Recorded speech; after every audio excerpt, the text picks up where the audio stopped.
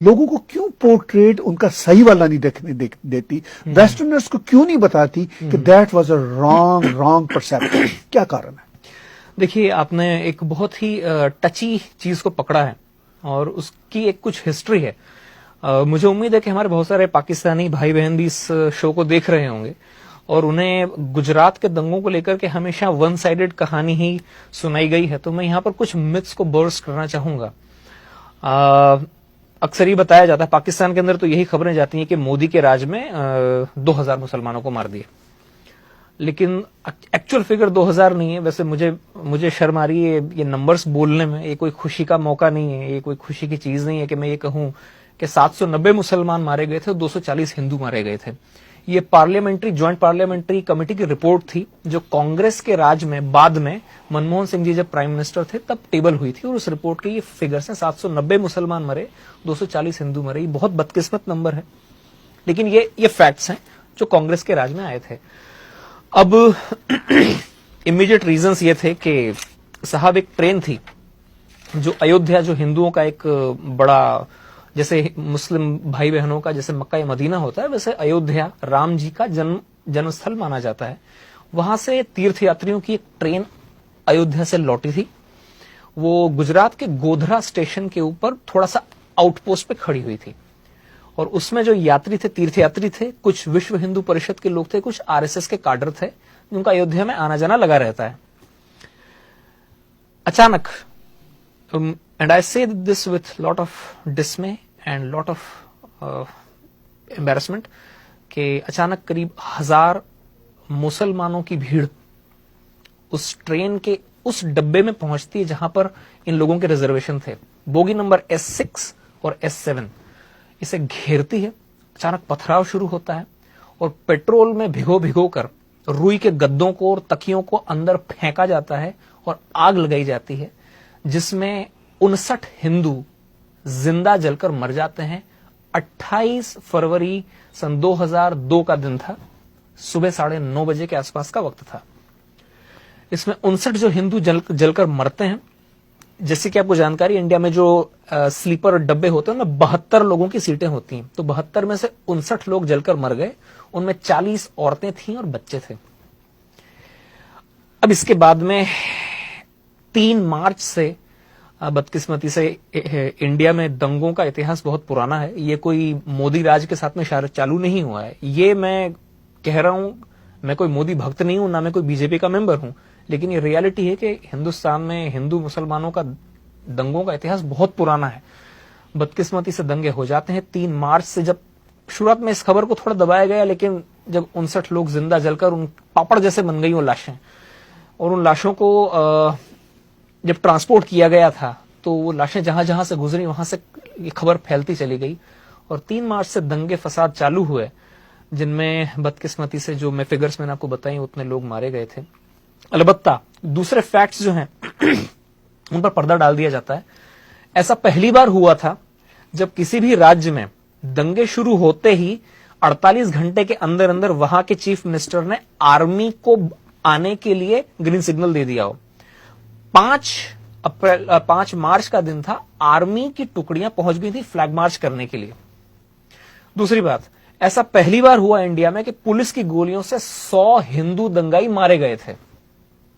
ये फैक्ट्स हैं, ये डॉक्यूमेंटेड फिगर्स हैं, मैं अपने मन से नहीं बता रहा हूं। और ऐसा पहली बार हुआ था कि इस तरह से कट्टर, जो मुस्लिम्स के अंदर जो कुछ कट्टर और ऑर्गेनाइजेशंस थे, उन्होंने वहीं के पास में गोधरा में करीब 50 मस्जिदें हैं, 50-60 मस्जिदें, छोटा सा कस्बा है लेकिन 50-60 मस्जिदें हैं। हो सकता है उनमें से कुछ मस्जिदों को सऊदी फंड्स आते हों, जहां पर वो वहाबिज्म की जो एक्सट्रीम हार्डलाइनर आइडियोलॉजी वहां से वो प्रोपोगेट करते हैं। एक मस्जिद से मोबिलाइज हुई थी वो मॉब जिसने ट्रेन को घेरा था और जिस तरह से जलाया गया, ये भी पहला मौका था इंडिया के अंदर। ये उसका इमीडिएट रीजंस थे। इसके पीछे हिस्ट्री का थोड़ा सा और पीछे अब जाएंगे तो गुजरात की पॉलिटिकल अनसर्टेनिटी भी बहुत ज्यादा थी उस वक्त।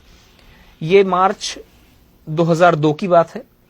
उससे 2.5 महीना पहले जब दिवाली के आसपास का वक्त था, तब ही मोदी जी को पैराड्रॉप किया गया था। अटल जी और आडवाणी जी के कहने पर उनको सीधे उठाकर चीफ मिनिस्टर बनाया गया था।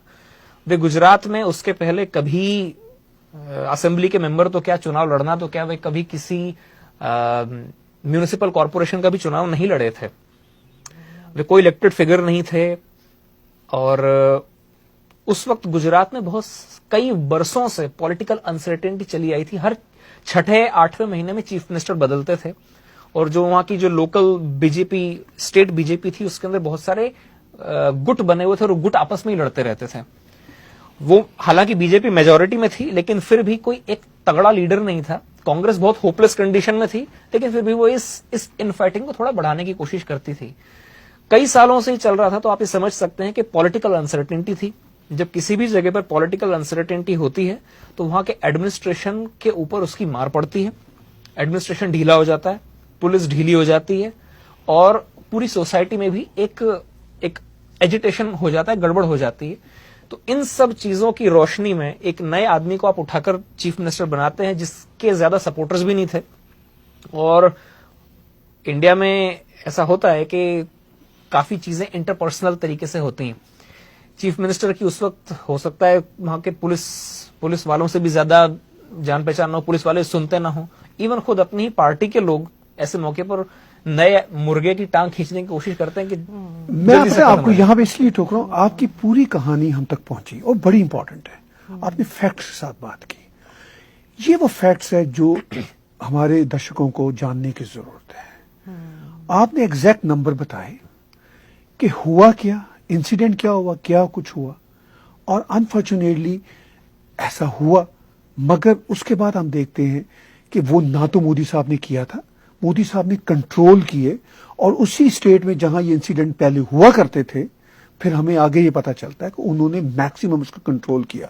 मैं कनाडा में गवाह हूं, जब मोदी साहब हार्पर गवर्नमेंट के जमाने में यहां पर आए थे तो सबसे बड़ा डेलीगेशन गुजराती मुसलमानों का उनके साथ मिला था, और कितने प्यार से वो मिले थे।